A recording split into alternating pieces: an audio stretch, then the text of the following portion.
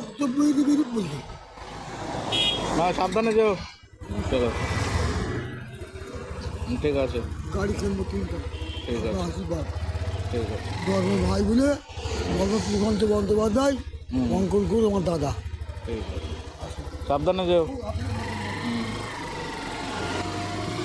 রাস্তার এক পাশে দাঁড়িয়ে সিগারেট খাচ্ছিলাম। হঠাৎ এই লোকটা এসে বললো কাল থেকে উনি নাকি কিছু খায়নি।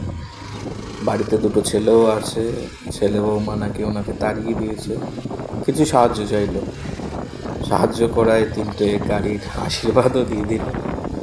তারপর কিছুক্ষণ ওনার সঙ্গে কথা হলো, কথা হয়ে জানতে পারলাম, মানে বুঝতে পারলাম যে ওনার মেন্টাল হেলথ ঠিক নেই। কারণ দুটো হতে পারে, এক হতে পারে ওনাকে বাড়ি থেকে তাড়িয়ে দেওয়া হয়েছে, যার জন্য হয়তো উনি পাগল হয়ে গেছেন, প্রেশারটা নিতে পারেননি। আর দ্বিতীয় হতে পারে উনি হয়তো নেশাগ্রস্ত, এটা হতেই পারে, আমার কিছু নেই। কারণ নেশা করতে করতে পাগল হতে পারে। আমার এটা প্রবলেম না, প্রবলেমটা হলো অনেকে আমায় বলে যে রাস্তাঘাটে এই সমস্ত লোককে কখনো সাহায্য করতে নেই।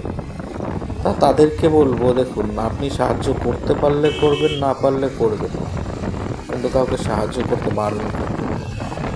কারণ দেখুন ওই লোকটা হয়তো আমার ওই টাকাটা দিয়ে খাবে হয়তো, আর না খেলে ওই টাকাটা দিয়ে হয়তো নেশা করবে, বাট ওনার ওই টাকাটা দরকার ছিল। ঠিক যেমন আপনার একটা শখের জিনিস কেনার জন্য টাকার দরকার, আপনি ইনকাম করে সেটাই আপনি শখের জিনিসটা কিনছেন, আর ওনার শখটা উনি হয়তো চেয়ে সেটা পূরণ করছেন। আর দরকার সবারই,